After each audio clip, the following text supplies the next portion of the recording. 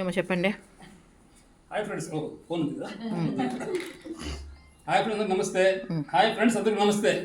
ఈరోజు నా కృష్ణాష్టమి సందర్భంగా మీ అందరికీ శుభాకాంక్షలు తెలియజేసుకుంటాను. ఈరోజు చిన్న అన్యాయం జరిగిపోయింది.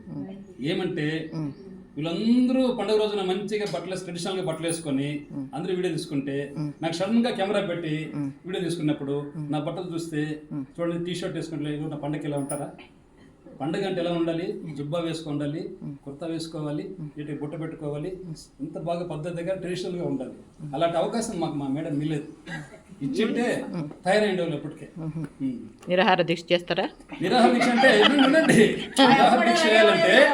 నిరాహార దీక్షలు అంటే నేను చేసి నువ్వు చేసినట్టు లెక్కే కదా.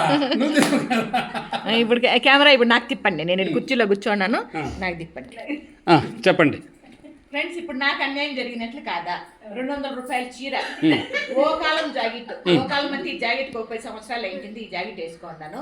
ఇప్పుడు నేనేమన్నా పట్టు వస్త్రాలు కట్టుకున్నాను అంటే నేను చెప్పడము ట్రెడిషనల్ గా ఉన్నారంటే అదే మీరు కానీ ఇది డ్రెస్సులు వేసుకుంటే పట్టు చీర కట్టుకోవాలా, బాగా నున్నగా చదువి, బాగా నూకాయ జడేసి, నూకాయ జడ అదేలాంటిది ఊరు పెట్టి ఇవన్నీ చేసుకొని వయ్యారంగా ఉంటే అప్పుడు బాగుండేట్లు లెక్క. అవునా? ఇప్పుడు ఇట్లా వేసుకొని సింపుల్గా ఉంటే ఇప్పుడు నేను రెడీ అయినట్లు లెక్క. మీరు చెప్పండి కామెంట్ లో, నేను రెడీ అయినానా తను రెడీ అయినారా?